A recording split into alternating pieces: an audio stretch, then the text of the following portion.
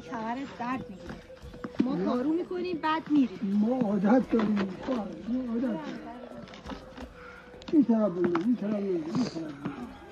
این طرف بلند، سلمان را گیریم کنیم. آره تیکه کوچولو برده. عادت بابا جون من خوب پارو کردم، راضی بودی؟ بد پارو کردی، خوب بودی. خب خونه چه بخور فدای محبتتون، مرسی. پارو رو کپه گرفتی راستش رو بستت بره. نه همچین نه آفرین ها. اینجوری نمیره همین ولی درسته. پشت موی بابا رو تمیز کنیم بعد بریم. خب بریم خونه بگم دستتون در نکن. ما نمک پرورده ایم. خلاصا یک فقیر خونه ای داریم. قربون شما. خونه امید ماست. هم اصلا دختر عمم و خونه علی. بریم تازه میشیم.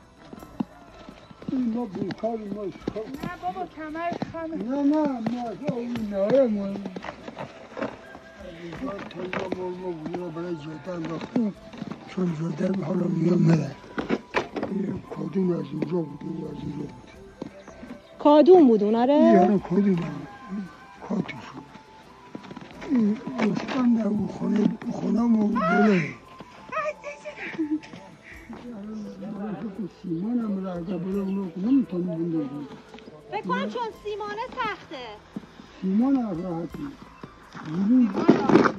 این دایی نادر منه. بده من. کار هر مرد نیست خرمان گفتن کار مرد نیست. گاه به نر میخواهند. مرد کهن. آفرین. مرد کهن میخواد. دایی نادر به وقت خودش پهلوان بود. پهلوان. دست شما درد بیا خوی دایی نادر بیا. خب بریم یک چای. به خاطر آیشلی اومد اینجا خودش پارو کرد ما هم مجبور یک چای یک نونی بخورین اقلا خدا شاید تعارف نیستن. ممنونم. همین که به ما دعوت میکنین ما رو یه دنیا ارزش داره. خلاصه خودت میذاری خانه ما رو خودشون بود. مرسی. با دایی نادر یک عکسشو بگیر. دایی نادر درست بایستا ها. دایی نادر عشق منی. 1 2 3